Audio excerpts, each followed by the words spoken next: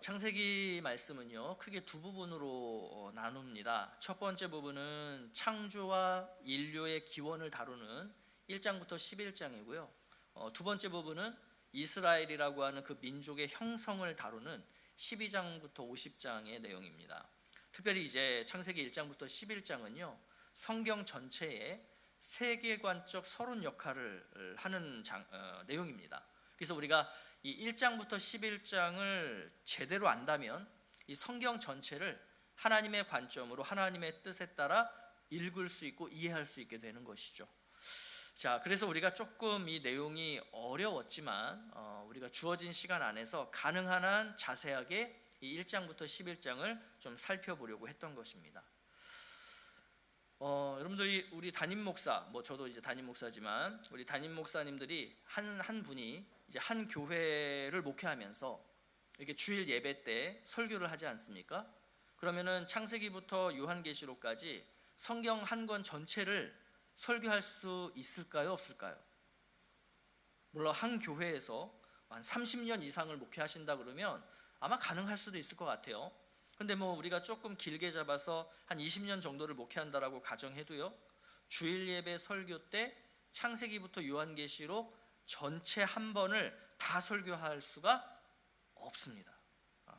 자, 그렇다는 이야기는 제가 청도한인교회의 담임 목사로 있는 동안 창세기 1장부터 11장을 다시 살펴볼 기회가 또 있겠어요? 없겠어요? 없다는 얘기예요. 없다는 얘기예요. 그래서 이제 마지막 기회라고 생각을 하시고 우리 창세기 말씀에 더 집중해 주시기를 부탁을 드리고요.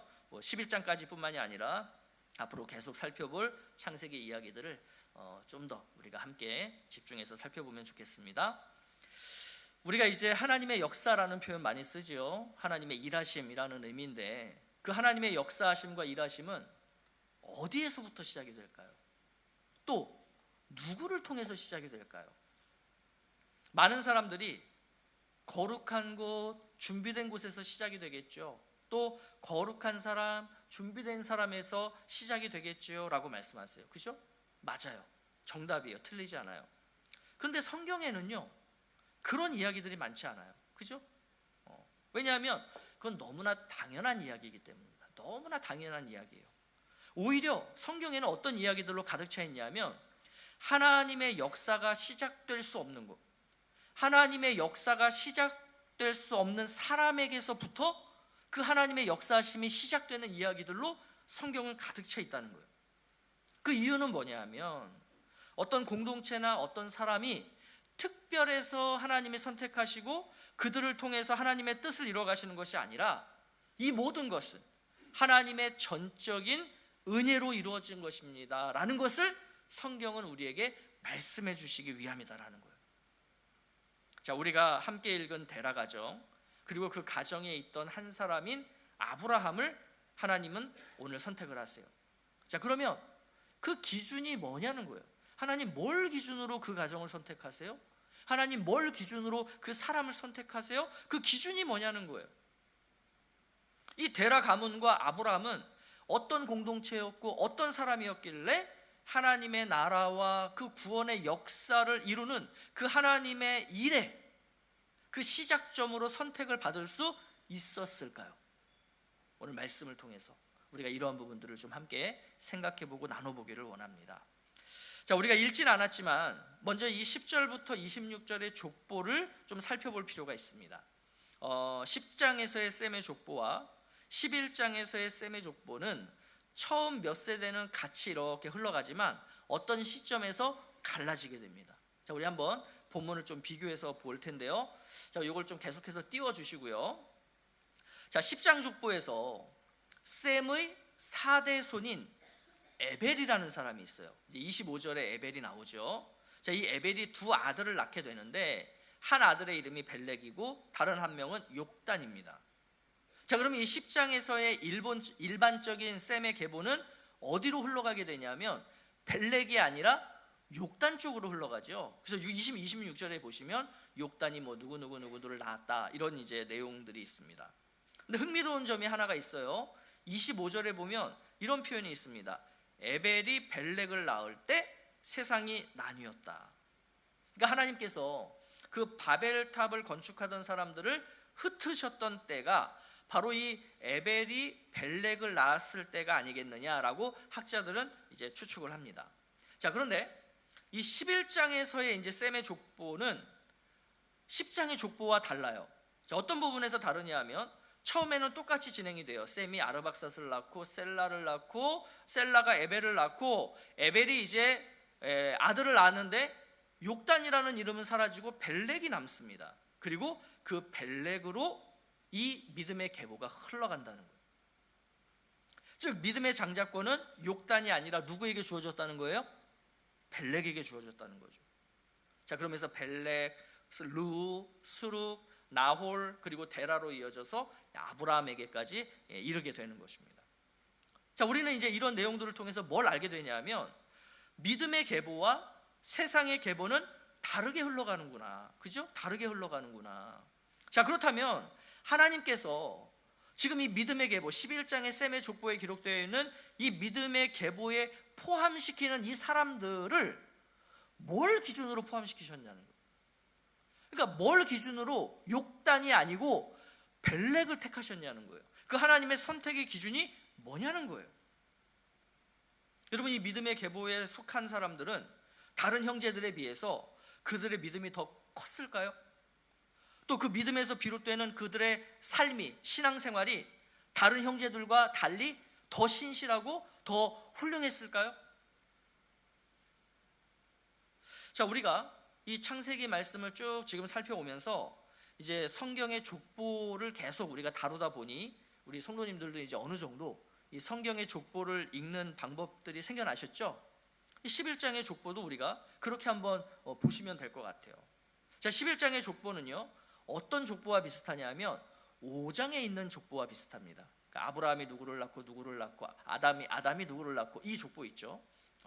자, 그러면 어떤 부분이 너무나 정확하냐면 누가 몇 살에 누구를 낳고 몇 년을 지내며 자녀를 낳았다라고 하는 이 공식된 표현이 똑같아요. 근데 차이점이 있어요. 뭐냐면 5장의 족보에서는 몇 년을 살다가 죽었다 이런 표현이 있는 반면에 11장의 족보에는 죽었다라는 표현이 없습니다.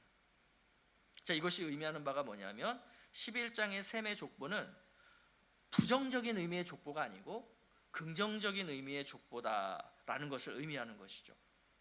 자, 그 다음에 족보에서는 누가 중요하냐면 제일 마지막에 등장하는 사람이 중요하다라고 했죠. 왜냐하면 그 마지막 등장인물에 대한 이야기가 이제 족보 다음에 나오는 이야기에서 다루어지기 때문이에요. 자, 11장의 족보의 마지막 등장인물이 누구냐면 데라라고 하는 사람과 아브람이라는 사람이에요.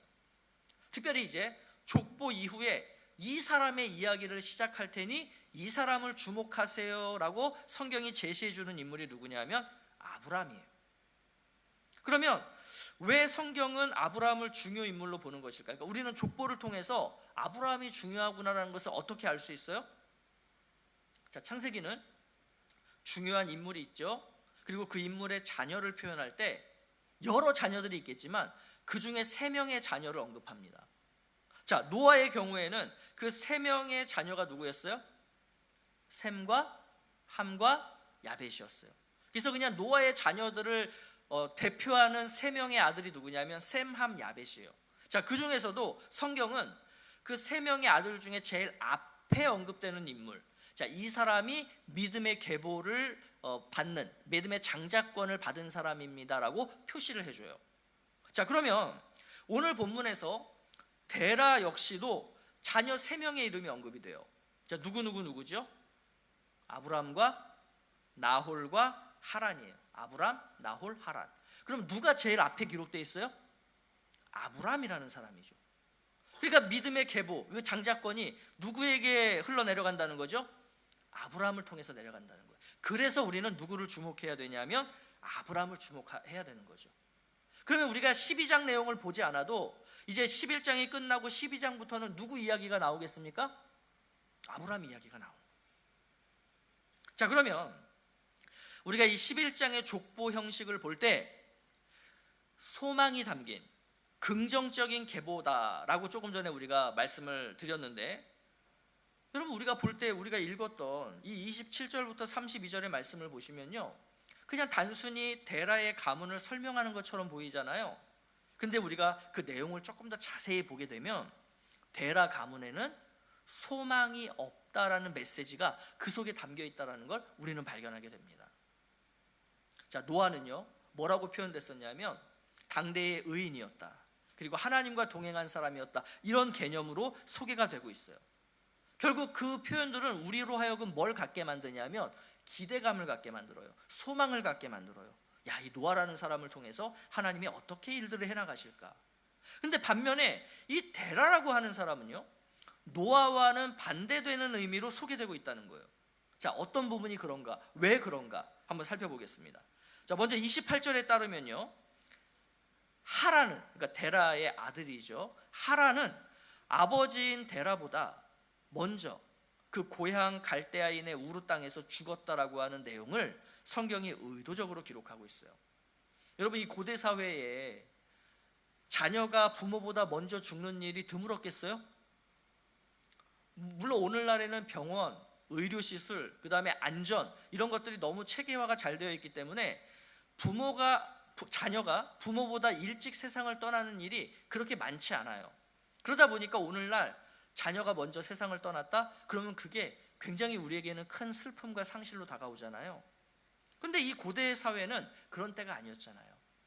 뭐 우리 부모님 세대, 그 윗세대 말씀 들어보면 뭐 우리 저기 삼촌 고모들 막 7, 8씩 나오셨는데 삼촌 3분과 고모 3분밖에 없고 2분이 안 계시잖아요. 어떻게 되신 거예요? 어렸을 때 소천하신. 그러니까 이게 불과 한 뭐 100년도 안 된 우리 이 시대에 우리 안에서도 그렇게 자녀들이 부모보다 먼저 떠나는 일들이 있었다고요. 그러니 그 고대 사회에는 그런 일들이 얼마나 비일비재했겠습니까? 그러니까 너무나 어찌 보면 당연할 것 같은 이야기가 오늘 성경 본문에 기록되어 있다는 거예요. 근데 이거는 의미가 있다는 거죠. 그죠? 의미가 있다는 거예요. 그러니까 예나 지금이나 자녀가 부모보다 먼저 세상을 떠나는 것은 그 가정에서 볼 때 그것은 복이 아니라 뭐예요? 화인 거예요. 화인 거예요. 그러니까 데라 가정에는 이렇게 자녀가 부모보다 먼저 떠나는 이 상실의 아픔이 있었다라는 것이 성경 속에 기록되어 있는 거고요. 또 30절에 따르면요, 아브라함의 아내가 사레인데 이 사레는 임신하지 못해서 자식이 없었다라는 표현이 있어요. 자, 그러면 고대 사회에서 자녀라고 하는 가치는 뭐냐면 우리의 가문을 이어가는, 그러니까 종족을 보존하는 데 있어서 최고의 중요한 가치가 바로 자녀입니다. 그러니까 우리가 바벨탑 사건 때도 살펴봤듯이 그 사람들이 왜 신할 평지에 모여서 바벨탑을 쌓아 올렸어요? 그들이 가졌던 중요한 이유와 동기와 목적이 뭐였습니까? 후손과, 그러니까 종족 보존과 안전을 위해서였잖아요. 그러니까 지금 이 데라 가정은 아들을 잃어버렸어요. 자, 뿐만 아니라 이 믿음의 장자권을 받은 사람이 아브라함인데 아브라함의 아내 사레가 지금 어떤 상태예요? 자녀를 낳지 못하는 상태예요. 그러니 종족 보존에 있어서, 즉 앞으로 태어날 후손에 대해서 이 데라 가문은 어떤 상황이 있었냐면 소망이 없는 거예요. 암울한 상황인 거예요. 자, 29절에는 아브라함과 나홀이 결혼한 대상자들의 이름이 기록되어 있어요. 자, 아브라함과 결혼한 사레는 아브라함의 이복 여동생이라는 게 이제 나중에 창세기 저기 20장쯤 가면은 그게 드러납니다. 그러니까 지금 아내가 누구냐면 여동생이에요. 이복 여동생이에요. 또 나홀은 누구랑 결혼을 하게 되냐면 조카인 밀가와 결혼을 해요. 자, 물론 고대 사회에서 이렇게 친족 간에 결혼을 하는 것은 너무 흔히 있었던 일이었지만 지금 이 본문은 우리에게 뭘 가르쳐 주냐면 이 데라 가정이 어떻게든 생육하고 번성하여 땅에 충만하라는 이 하나님의 명령을 그 가문 내에서 이뤄보려고 부단히 노력했구나라는 것처럼 보여지지만 어떻게 된 거예요? 잘 됐어요? 잘 되지 않았어요? 잘 되지 않고 있다는 거예요. 그러니까 소망이 없는 거예요.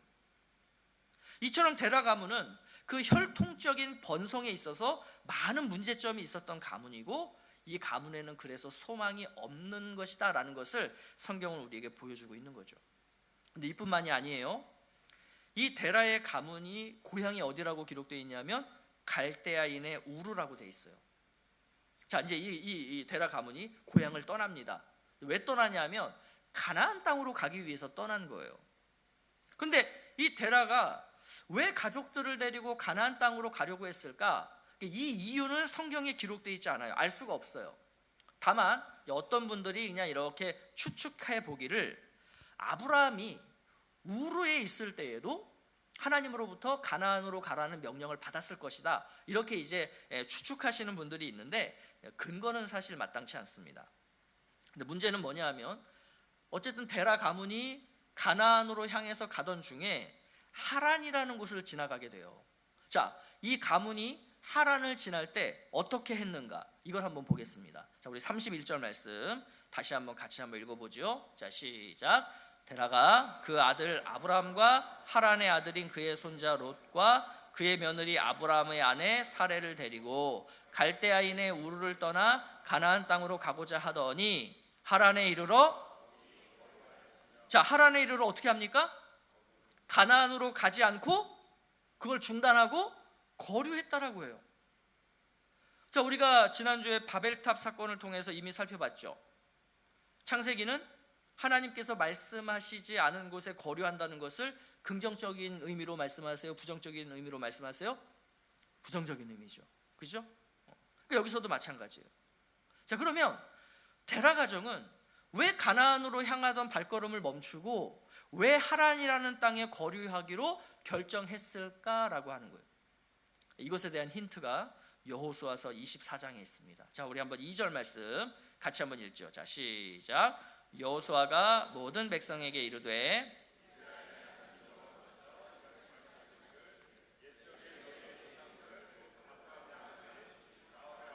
데라가 강 저쪽에 거주하여 다른 신들을 섬겼으니.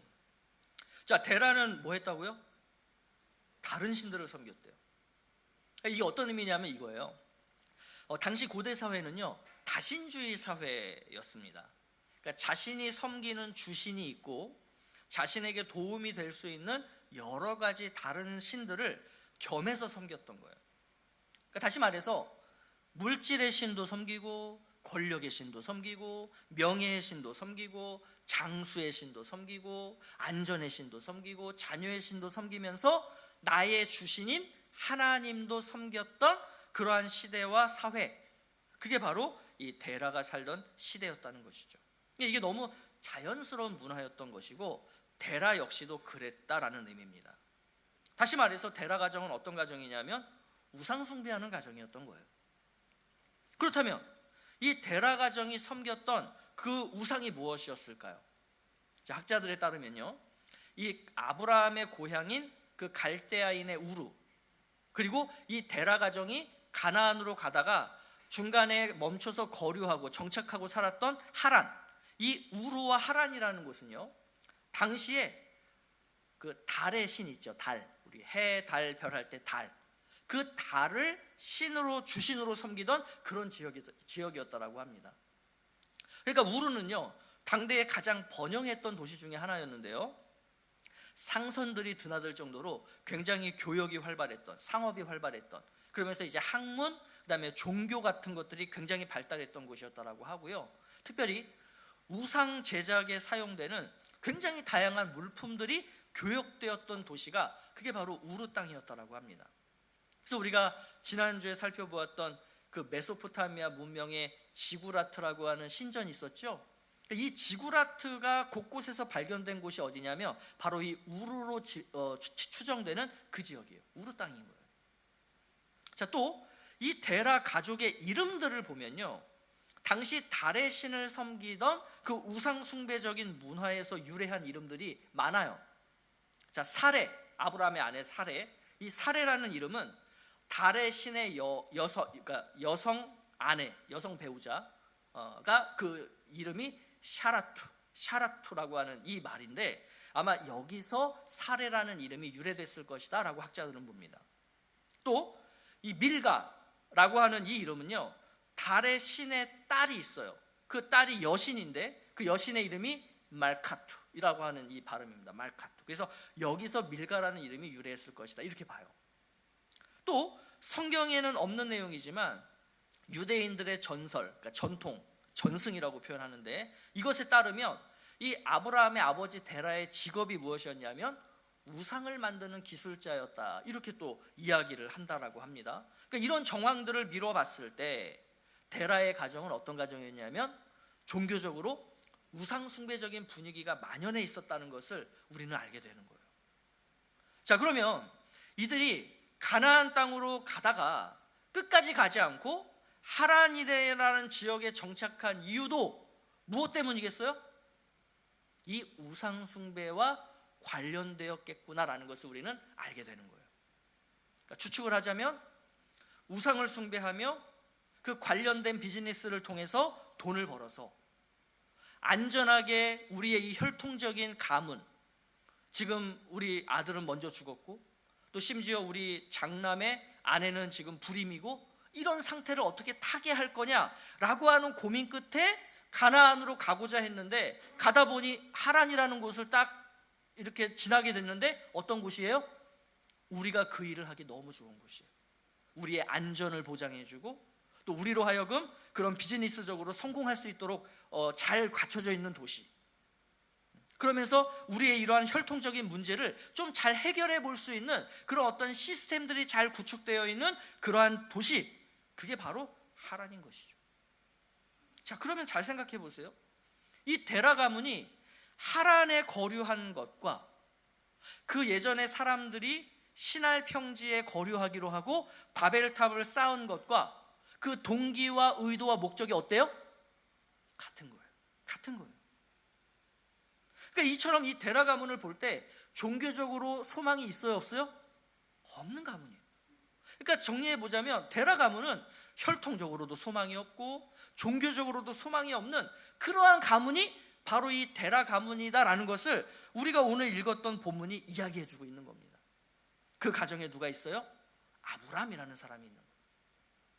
자, 그런데 성경은 이러한 가문을 족보의 제일 마지막에 배치하고 또 그 가족들 중에서도 그 아브라함이라는 사람을 주목해라 라고 말씀해 주고 있는데요, 그러면 왜 아브라함이냐, 또 이 아브라함은 도대체 하나님 앞에서 어떤 삶을 살았느냐, 이제 이 이야기는 이제 우리가 앞으로 또 긴 시간을 통해서 창세기 말씀을 가지고 이야기를 나누게 될 겁니다. 자, 하나님께서 이러한 데라 가문, 소망 없는 데라 가문과 그 가문 속에 있는 아브라함을 선택하신 이유가 뭘까요? 자, 데라는 그렇다 치더라도 이 아브라함이라는 인물은 뭔가 진짜 그 노아처럼 어떤 신앙적으로 하나님만 바라보고 정말로 하나님 중심의 삶을 살았던 그런 사람이었을까요? 그렇게 생각하고 싶은데 오늘 본문 어디에도 그런 의미의 구절도 그런 의미의 단어도 등장하지 않아요. 그렇다는 것은 하나님께서 아브라함을 택하신 이유는 아브라함 편에 있는 것이 아니라 하나님 편에 있다는 것을 의미하는 거예요. 그러니까 아브라함에게 소망이 있는 게 아니라 소망 대신 하나님이 그 아브라함을 일방적으로 선택하셨다라고 하는 그런 의미죠. 그렇게 놓고 보니 이 성경에 있는 믿음의 계보라는 게 어떤 의미겠어요? 그 사람들이 뭔가 특출나고 또는 어떤 형제들에 비해서 더 믿음이 좋고가 아니고 하나님의 일방적인 선택으로 선택된 사람들의 명단, 이게 바로 믿음의 계보라는 거예요. 여러분, 우리가 오늘 기억해야 할 것이 바로 이거예요. 우리는 너무나 자주 구원받은 내가 구원받지 못한 누군가보다 더 나은 부분이 있어 라고 생각을 해요. 다시 말해서 구원받은 이유가 내 쪽에 조금이라도 있다라고 생각을 하는 거예요. 그래도 다른 사람보다는 나에게 주님을 향한 믿음이 있기 때문에, 그래도 내가 다른 사람보다는 주님을 사랑하기 때문에 그래서 하나님이 나를 선택하신 것이고 그래서 내가 구원받을 수 있었던 거지 라고 생각을 한다는 거예요. 여러분, 그렇지만 성경은요, 이 아브라함 이야기뿐만이 아니라 성경 전체에 걸쳐서 하나님께서 우리를 선택하신 그 근거, 그 이유는 우리에게 있지 않다는 거예요. 어떤 의로움도 어떤 근거도 우리에게 없다는 것을 성경은 계속해서 말씀해요. 하나님께서 아무런 소망도 없는 그러한 상태 속에 있었던 아브라함을 선택하셨던 것처럼 하나님은 지금도, 오늘도, 이 시대에도 저와 여러분을 선택하셨다는 거예요. 우리에게 어떤 근거가 있어서, 우리가 더 훌륭해서, 뭔가 더 뛰어나서 우리를 선택하신 것이 아니고, 아니면 뭐 우리가 가진 잠재력이 엄청나서 우리를 선택하신 것이 아니라 그냥 소망 없는데, 아무것도 아닌데 그런 나를 오늘 택하셨다라는 것이고요, 하나님께서 그런 아브라함을 선택하셔서 하나님의 뜻을 이뤄가신 것처럼 오늘도 하나님께서는 우리를 통해서 하나님의 뜻을 이뤄가시겠다는 거예요. 그래서 우리의 이름을, 그 믿음의 계보 한켠에 우리의 이름을 등록해 놓으셨다라고 말씀하고 있는 거죠. 여러분, 그렇다면 이것이 의미하는 바가 무엇입니까? 소망은 나에게 있지 않다는 거예요. 소망은 나에게 있지 않다는 거예요. 내가 뭔가 잘 되면 내가 세상에 이로울 것 같으세요? 여러분, 우리 성도님들 중에 잘 되신 분들 많잖아요. 그래서 여러분들 죄송하지만 세상에 좀 이로우십니까? 그렇지 않잖아요. 그렇지 않아요. 내가 성공한다라고 해서 나를 통해서 세상이 이루어지는 게 아니에요. 내 자녀나 내 배우자가 세상에서 성공을 이루면 소망이 생긴다라고 생각하세요? 절대 그렇지 않다는 거예요. 왜? 소망은 그런 것들에 있는 것이 아니기 때문이에요. 소망은 오직 하나님께만 있습니다. 다시 한번 말씀드려요. 소망은 오직 하나님께 있는 거예요. 다시 말해서 현재 나의 상황이 세상적으로 볼 때 소망이 없는 것 같아도 그 소망 되시는 하나님이 나와 함께 하고 계시기만 한다면 나의 삶도 어떻게 되는 겁니까? 하나님의 선택을 받고 하나님 나라를 위해서 쓰임받을 수 있게 된다는 거예요. 우리의 가정적인 문제도, 물질적인 문제도, 자녀의 문제도, 배우자의 문제도, 비즈니스와 직장의 문제도, 그 무엇도 소망 되시는, 나와 함께 하시는 그 하나님을 우리에게서부터 떼어놓을 수 없다, 빼앗아갈 수 없다라고 하는 것이 오늘 이 본문이 우리에게 주시는 말씀이며, 이 성경 전체를 통해서 계속해서 우리에게 그래서 임마누엘을 가르치고 있는 거예요. 아브라함에게도, 저와 여러분에게도 하나님의 선택을 받을 만한 어떤 근거도 없어요. 그렇지만 분명한 것이 한 가지가 있어요. 그게 뭐냐면 하나님께서 아브라함을 선택하신 이유가 이 세상을 구원하려고 하시는 그 하나님의 뜻을 이루기 위해서인 것처럼 오늘날 저와 여러분을 선택하신 이유도 똑같다는 거예요. 소망 없고 근거 없는 나지만 그런 나를 통해서 하나님의 그 뜻, 하나님의 구원의 역사를 이루어 가시기를 하나님은 계획하고 계신다는 것이죠. 하나님은 소망 없는 이 아브라함을 통해서 앞으로 어떻게 그러한 일들을 이루어 가실까요? 하나님께서 아브라함을 통해 이루어 가실 그 일이 지금도 똑같이 오늘 이 시대에도 하나님께서 저와 여러분을 통해서 그 똑같은 일을 이루어가고 계시는 거예요. 그러니까 우리는 기대가 되는 거죠. 야, 도대체 12장부터 어떤 내용들이 기록이 되어 있을까? 하나님께서는 아브라함을 통해서 어떤 일들을 이루셨을까? 하나님이 아브라함을 통해서 그런 일들을 이루셨다면 지금도 똑같이 하나님께서 그런 나를 통해서 그 똑같은 일들을 이루어 가시겠구나라는 것을 우리는 기대하며 소망하며 믿음으로 바라보며 살아갈 수 있게 되는 것이죠. 아무쪼록 하나님께서 그 한 가문 중에 그 아브라함이라는 그 한 사람을 통해서 그 엄청난 구원의 역사를 이루셨던 것처럼 이 세상의 수많은 그 사람들 중에 하나님께서 나를 선택하시고 그렇게 선택된 나를 통해서 그 아브라함을 통해서 하셨던 그 놀라운 일들이 오늘도 저와 여러분의 삶 가운데 충만하게 나타나시기를 예수 그리스도의 이름으로 축복합니다.